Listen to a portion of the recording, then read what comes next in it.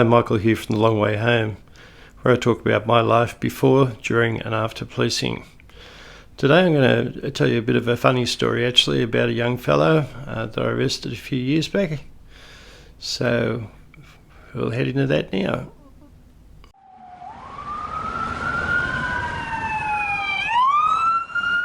When I left the police academy, I was attached to a fairly major station in a regional country town, big country town with vineyards and farms, and people at one end of the scale are very well off as far as money goes, and then at the other end of the scale a lot of housing commission area and people that had drug problems, that type of thing. So it was a busy little station. On this particular night, where it's winter, I remember it being a very cold, wintry night, and we used to get a lot of fog around this area that used to lay fairly low. So a friend of mine would go out, we'd patrol in the police truck, have a look around the car parks, have a look around the schools, pull anyone over that looked like they might be under the influence of alcohol, give them a ring and a breath test. Just basically fly the flag and let everyone see the police are out there between sort of 11 o'clock at night and 7 in the morning. About 3 o'clock from memory, we were driving along and it gets pretty quiet in this area, just not on a main highway. It's a bypass area, so it gets fairly quiet between 2 and 4, then it heats up again. So about 3 o'clock we were driving around in the fog and we saw this fellow walking towards us with a whippersnipper under both arms. Now obviously that's something we're pretty interested in at that time of night, so we wheeled the police truck around, jumped out, had to talk to him. My officer said, where'd you get those whippersnippers from? He goes, I found them. My officer goes, oh, where did you find them? He goes, under a couple of houses. So my mate goes, so you stole them? No, they were just laying underneath houses. He said, oh, but houses where people live? Yeah. Oh, can you come and show us those houses? Oh, I suppose so. So we jumped in the police truck, we go and he shows us where we had the whippersnippers taken from. And we knock on the door, we talk to the owners and they say, yeah, that's our whippersnipper, both houses. So we take him back to the police station and make a cup of tea as we always do in the middle of the night. And I even made him a cup of tea. I'm a good bloke. I don't mind making a cup of tea for the offenders if they're behaving themselves. I made him a cup of tea and my officer and I a cup of tea, and we're doing the processing, the paperwork, which takes hours. So much duplication, it's incredible. But I said to this young bloke, I said, why don't you just stay home and out of trouble? And he said, I can't believe how smart you blokes are. I said, why is that? He said, well, how did you work out that those whippersnippers were stolen? And I thought, am I missing something here? I said, well, you're walking down the street with one under each arm at 3 o'clock in the morning in the middle of winter. It's not something normal people do. He goes, yeah, I thought about joining the police once, but I'm just too dumb, I think. I can't see how you caught me, but anyways, fine. So we put him through the process, and because he was an offender that's always got something going, he had some outstanding matters, so the station sergeant decided to refuse bail on him, so he'd stay in custody, which is not unusual. This fellow knows what the go is, and so he's in custody. His matter to be heard in court a couple of days later. So anyway, it comes to Monday, he goes to court, he pleads not guilty, has the matter put over about a fortnight's time after that. So when I turn up that morning to go to court, because he's pleaded not guilty, so we've got to give evidence, the other counsel and myself, we've got to give evidence of ownership from the people who own these whippersnippers and take the whippersnippers to court for exhibits. The young fellow was in the dock, which is a holding area in the charge room, and he yells out, excuse me, constable? I said, yeah, what can I do for you? He goes, could you represent me today? I said, I beg your pardon? He goes, well, I couldn't get a lawyer or anyone because I've let them down before. So he said, I was just wondering if you could represent me today. And I thought, is this a joke or something? But no, it's no joke. Sadly, it's not a joke. He's asking one of the arresting officers if I could represent him instead of a barrister or lawyer to get him off in court. So I said, mate, I'm not allowed to do that. I said, because I'm the one that's taking you to court. I'm one of the two arresting police. He said, oh, okay. He said, I might represent myself then. I said, yeah. I said, oh, do you want me to get on the legal aid or something? He's like, no, they won't touch me because I failed to turn up at appointments and things. So, okay. So anyway, eventually his matter came up. We took him around the court and sat him in the dock there, and the magistrate or judge, if you're American, the magistrate judge said to this fellow, he goes, do you have someone representing you here today, sir? He goes, no, I don't. He goes, have you made any inquiries to get someone to represent you? He goes, yeah, but they won't because I don't turn up for appointments and things, so they won't talk to me anymore, legal aid. The judge said, oh, so who have you got representing you then? He said, could I get Constable Haller here to represent me, please? And the judge stopped, looked at me, looked at the baddie, looked back at me, looked back at the baddie, and then said, and why would you want Constable Haller to represent you here today? He said, oh, well, I've got no one else. And he seems like a really good bloke. Everything he said on that report there, I did. He said, I think he's a really honest guy, so I just thought he'd be great to represent me if I could. And the magistrate/judge stopped, looked at his paperwork, looked out over to me, over the rim of his glasses, a bit of a little smile. And he said, no, sir, unfortunately, Constable Haller can't represent you because he's one of the police that have brought you here. The young fellow said, oh, okay then. And the judge said, so do you want to think about what you want to do with this matter? He goes, yeah, I'll just plead guilty then. And the magistrate said, are you sure? He goes, yeah, I'll just plead guilty then. Okay, so looked at his history, gave him 3 months jail. So I handcuffed the fellow, I was taking him back to the police station. He goes, oh, I didn't do a very good job there, did I? I said, oh, well, it's a bit hard sort of thing by yourself. He said, oh, I'm not good at public speaking. He said, oh, well, he said 3 months, another 3 months, it's no problem. He goes, I still can't believe how smart you guys are, you know, the way you caught me that night. I've been trying to sort of mull through my mind about that, and it just doesn't sit right with me. No wonder I couldn't become a cop, he said. I said, oh, yeah, good, you know, everything's fine, sort of thing. And eventually we took him back to the corrective services jail. So that was one interesting event.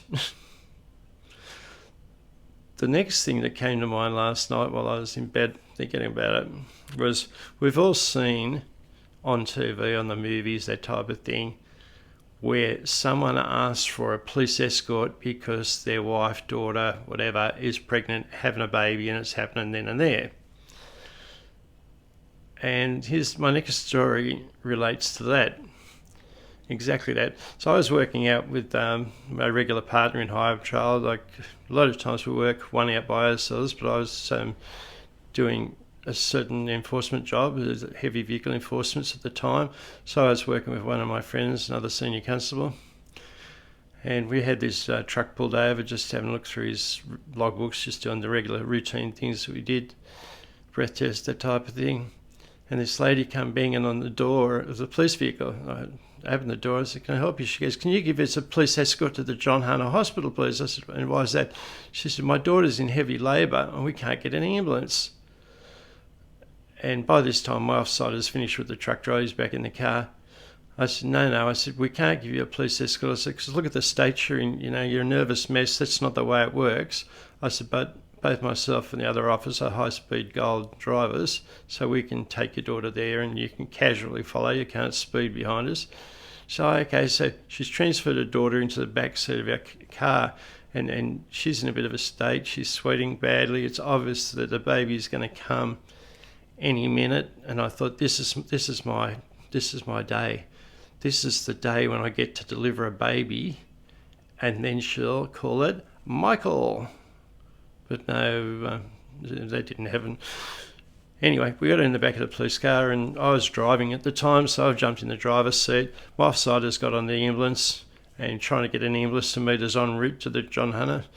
It wasn't a long way away from it at the time, so probably about 20 minutes sort of thing if you drive normally, 8 minutes or so if you go fast, something like that.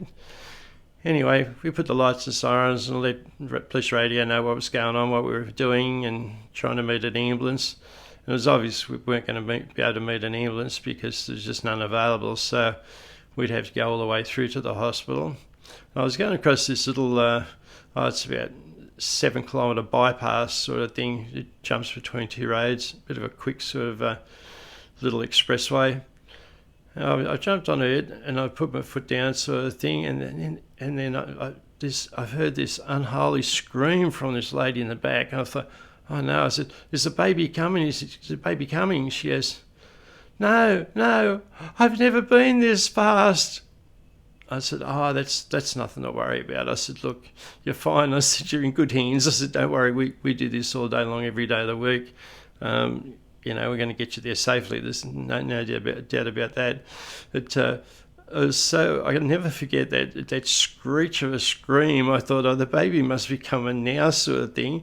And in reality, all she cares about is that I'm going a lot faster than she's ever been, which is probably like 170, 180 or something, I suppose. But this little bit of freeway, there's hardly any cars on it. We don't risk our lives or anyone else's lives. We always drive sort of 8/10. We never drive at our limits. So, and their cars are high-performance cars and high-performance braking, that type of thing. So anyway, eventually we managed to pick our way through the traffic and get her to hospital, and there was a team waiting outside in the ambulance area ready to rush her in. And apparently when we got her out of the car and she got in the hospital, she had the baby about 10 minutes later. So that's another little funny job. But I really thought that was the day when someone was going to say, well, Michael Borter's here and I'm going to name my son Michael. But didn't happen. Unbelievable. So sad. Well, whilst you're talking about high-up cars and this particular fellow I used to work with, this sergeant, it just reminds me of this job we did up way up the national highway, the interstate highway on the east coast of Australia in New South Wales. And we'd been working all night because both of us didn't sleep very well ever, so we loved nights. So I'd work with this sergeant on night works a lot of the time for a few months. We got along really well and he's really good to work with. And this particular night he said to me, did you feel like a bit of a break? We'll pull into one of these police stations on the highway here and have a cuppa. And I said, well, that sounds like a good idea, keen for that. So just driving around sometimes at night, midweek, even the truck drivers aren't on the road. It's just amazing. You can get on the New England Highway, which is the inland national highway. You get on the highway there sometimes between 2 and 4 o'clock in the morning and see hardly anyone. It's just amazing. It depends whether the trucks are going up Pacific Highway that week or they decide they want to go to New England Highway. We'll see how busy it's going to be. And sometimes you go for ages and just not see anything worth even pulling over for a breath test. It's just unreal. So, yeah, stopping off the police station, have a bit of chat to local blokes, let them know that we're around. It's always good for them to know that, and it's always good for them to know that we're around and them to know that we're around. No, that didn't work very well. It's good for them to know we're around and us to know they're around. That's right. So anyway, we got a cup of tea and a few biscuits and sit down and had a chat for half an hour or so. And then we said our goodbyes, walked to the front, went to get in the high-up trial Commodore, which wasn't there anymore. It had gone. So the sergeant looked at me, he goes, yeah, good one, Michael, good one. Where is it? I said, I don't know where it is. You were driving it. I don't know. Very funny. Where is it? Come on, we've got to get going. I said, I don't know where it is, Sarge. I really don't know where the car is. He said, oh, no, come on. I said, no, I'm not joking. I don't know where the car is. So we stood out the front of the police station scratching our heads, and this milkman pulled up. He said, oh, g'day, fellas. Oh, good. Yeah, good. He said, you looking for a police car? I said, yeah. He goes, around the corner and into a tree. I said, around which corner? He said, well, around that corner from where I came and into a tree around the corner. I was like, oh, okay, thanks. So I wandered down there pretty quickly, around the corner.